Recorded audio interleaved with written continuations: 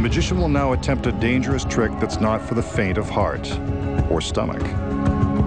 If you have an aversion to the sight of scary tricks, now's the time to look away. Or watch, if you dare. He's about to give himself a trendy body piercing the hard way. By the way, don't try this one at home. With his sleeve rolled up, the magician takes a long, stainless steel needle and jams it through his forearm. It's slow going, but he forces it through the flesh and muscle. I told you this was going to be upsetting, and it's about to get even gorier. The magician begins to withdraw the needle, and sure enough, he lets loose a small gusher of blood. I keep reminding myself that this is just a trick. He'd better pull it out before he gets weak in the knees. I know I am. There it is.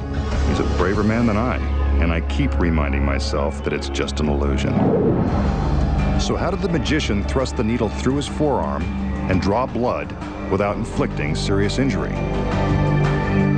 Rest assured, this is just an illusion, and the blood is all part of the gag. The secret is in this ordinary bottle of rubber cement. Before the trick begins, the magician takes a healthy dose of the clear cement and applies it to his forearm.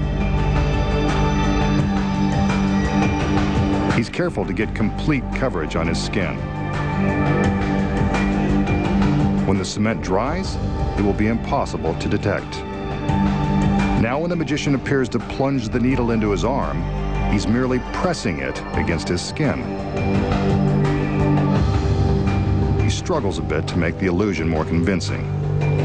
Once the needle appears to be completely inserted into his arm, he pinches his skin around the steel. The rubber cement causes the skin to stick to itself. The effect is pretty gruesome, but not grisly enough for our masked man. He wants us to see blood. That's where a trick needle comes in handy.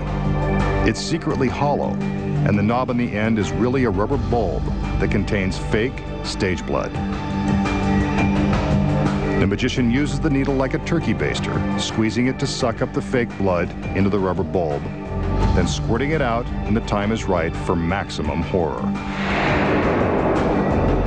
Squeezing the bulb lightly is enough to force the fake blood out of a tiny hole in the hollow steel tube. All he has to do now is withdraw the needle from the glued folds of his skin, and the ghastly illusion is complete.